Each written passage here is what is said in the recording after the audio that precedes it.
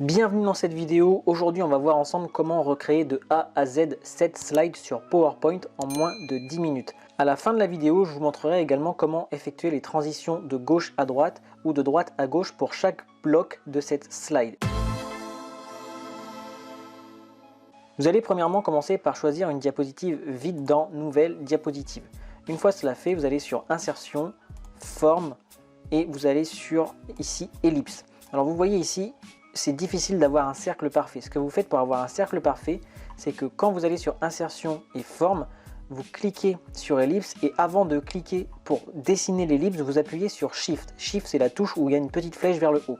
Vous restez appuyé dessus et vous voyez ici que vous aurez à chaque fois un cercle parfait. Ça, c'est super important pour la suite. Ensuite, vous agrandissez le cercle à peu près à, on va dire, allez, cette taille. Je suis à 12,51 comme vous voyez ici là-haut. Vous venez le centrer par rapport au repère. Alors si vous ne savez pas comment faire pour avoir le repère ici, vous allez dans Affichage et vous cliquez ici sur Repère. Vous avez ici Quadrillage, mais ça ne sert à rien pour moi. Et vous avez directement votre repère ici. Si vous voulez être sûr que votre cercle est bien centré, vous cliquez dessus, vous allez sur Mise en forme, puis Aligner, Centré ici. Voilà, d'ailleurs il n'était pas centré, vous avez vu, et Aligner au milieu ici. Là, vous êtes sûr que votre cercle est centré par rapport à la verticale et par rapport à l'horizontale. Une fois que c'est fait, on va aller commencer par faire les petites pastilles ici. Donc, on va aller sur Insertion, Forme, et on va aller prendre le rectangle avec des coins arrondis. On va créer le rectangle qu'on veut à peu près comme ceci, et on va aller sur la pastille jaune ici pour aller le faire le maximum vers la droite pour l'arrondir. Et donc, on se retrouve avec une espèce de petite saucisse, on va appeler ça comme ça, c'est sympa. On va la mettre bien en haut. Voilà, on va la copier et la coller ou alors faire CTRL D pour dupliquer. Et on va mettre une deuxième à peu près au centre ici. Et on va aller prendre celle-ci, on va faire CTRL D encore une fois et on va aller bien l'aligner. Vous voyez, il y a la ligne rouge à gauche et à droite pour montrer que c'est bien aligné. Et par rapport aux distances, ici c'est pareil, on voit que c'est bien aligné avec le bord supérieur et le bord inférieur comme la pastille du dessus. Ce qu'on peut faire ensuite, c'est les sélectionner en appuyant sur CTRL et en laissant appuyer CTRL pour prendre la troisième et les décaler un petit peu plus, voilà, vers la droite. Et là, on est bien. Et ensuite, il va falloir faire un symétrique. Donc, on va prendre les trois, on va les déplacer directement en appuyant sur CTRL et en appuyant sur la flèche Shift. Ça, c'est une petite astuce que je vous donne. Ça va permettre de déplacer tout en étant bien droit. Donc ça, c'est intéressant. Hop, et vous lâchez. Et ensuite, vous pouvez faire au cas par cas. Cliquez dessus, vous appuyez sur Shift en même temps, comme ça permet de déplacer juste horizontalement. Et vous pouvez aller voir un petit peu, voilà, ça vous montre ici que c'est la même distance entre les deux bords et avec le centre, donc la pastille est exactement symétrique avec l'autre. Vous faites la même chose ici, vous cliquez dessus, enfin vous appuyez sur Shift avant, vous restez appuyé et vous cliquez dessus. Et là vous voyez, vous avez les mêmes distances avec celle de gauche. Et pareil pour la troisième, vous appuyez sur Shift et vous allez aller juste ici pour montrer qu'il y a exactement les mêmes distances. Donc là, on a les 6 pastilles qui sont bien symétriques. Une fois que c'est fait, on va pouvoir sélectionner toute la forme en faisant glisser comme ceci. On va sur Mise en forme et juste ici, on va mettre Fragmenter. Et là, ça va montrer en fait que le cercle est rentré à l'intérieur des pastilles. Donc le cercle, on peut cliquer dessus et le supprimer. Et les pastilles vont rester en fait tout simplement comme ceci. Ce qu'on va faire ensuite, c'est qu'on va aller changer le fond. Donc pour ça, on va aller sur Conception. On va aller sur Mise en forme de l'arrière-plan, Remplissage dégradé. Ici, on va mettre tout à gauche. Alors vous allez en avoir plusieurs. Moi, j'ai déjà fait un test. Donc vous allez avoir plusieurs petites pastilles ici. Donc à chaque fois, il y en a 2 ici au centre, comme ceci, ça va être. Vous allez prendre et supprimer, prendre et supprimer. Ici, celle de gauche, vous allez cliquer dessus et mettre la couleur. Voilà, la troisième ici en partant du blanc. Et tout à droite, vous allez mettre la couleur tout ici, juste en dessous le noir. Une fois que c'est fait, vous allez cliquer ici sur Radial, Orientation, vous mettez celle-ci au centre et Dégradé prédéfini, ça on n'y touche pas. Transparence 0, position 100, luminosité 50. Une fois que tout ça est fait, vous aurez exactement le même gris, le même fond que moi. Ensuite, vous pouvez quitter et on va faire exactement la même chose mais pour chacune des bulles. Donc pour toutes les sélectionner, vous cliquez une fois dessus, vous appuyez sur CTRL et vous cliquez sur les autres. Et vous voyez qu'il y a un petit plus qui apparaît quand j'appuie sur CTRL ici. Petit plus, ça veut dire qu'on peut sélectionner d'autres choses. Hop, on les prend toutes. Et pareil, on va mettre Mise en forme.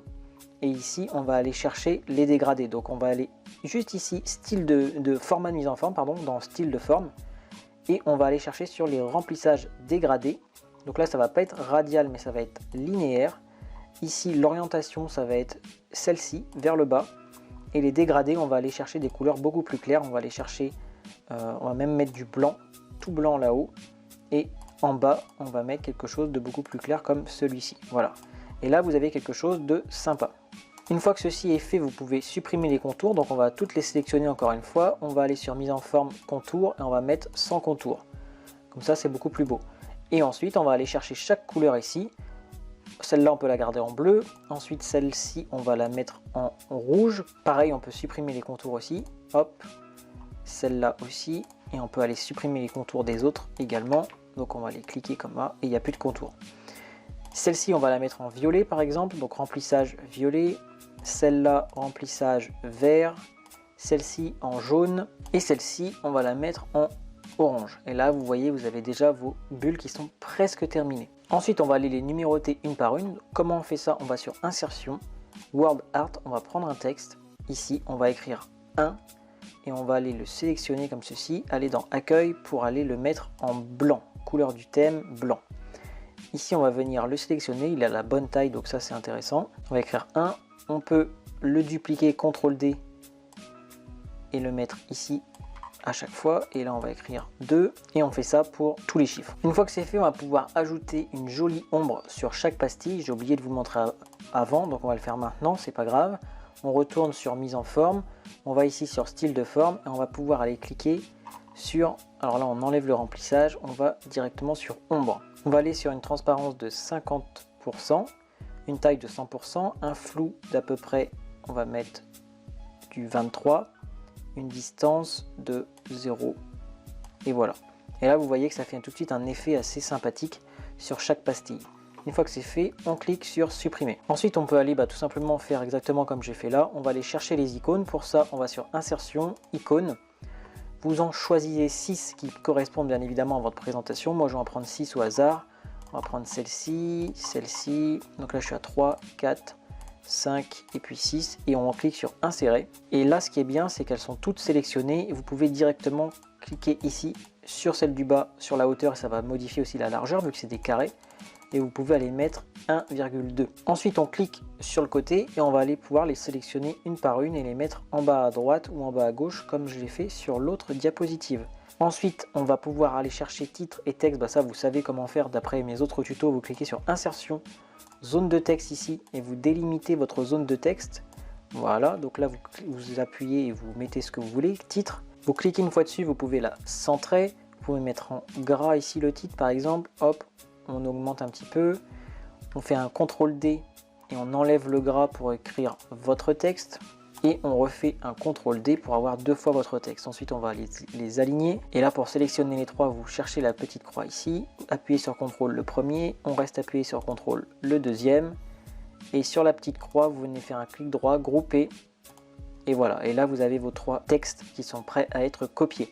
Vous appuyez sur CTRL puis SHIFT en même temps et vous venez faire un symétrique par rapport à ici. Pareil, ici vous pouvez faire la même chose mais vers le bas. Alors là vous appuyez pas sur Shift mais juste sur CTRL, comme ça vous pouvez déplacer. Là on a vraiment presque fini. Tout ce que j'ai fait moi ensuite c'est de rajouter une icône, de l'agrandir, de lui mettre un contour et de mettre un texte. Donc ça je vais vous montrer rapidement comment faire. Insertion, icône, vous cherchez l'icône principale de votre présentation, de votre exposé. Imaginons moi que ce soit le téléphone, je clique dessus, je l'insère. Je vais l'agrandir pour qu'il soit bien au centre, je vais le mettre ici. Si je veux changer sa couleur dans mise en forme, je vais remplissage de l'image, je la mets en blanc. Si je veux un petit contour noir par exemple, je mets un contour et je vais sur épaisseur ici, je mets un contour plus ou moins gros. Donc imaginons comme ceci. Et puis si je veux un petit texte en dessous, je vais mettre insertion, pas zone de texte mais Word Art comme on a fait pour les chiffres ici.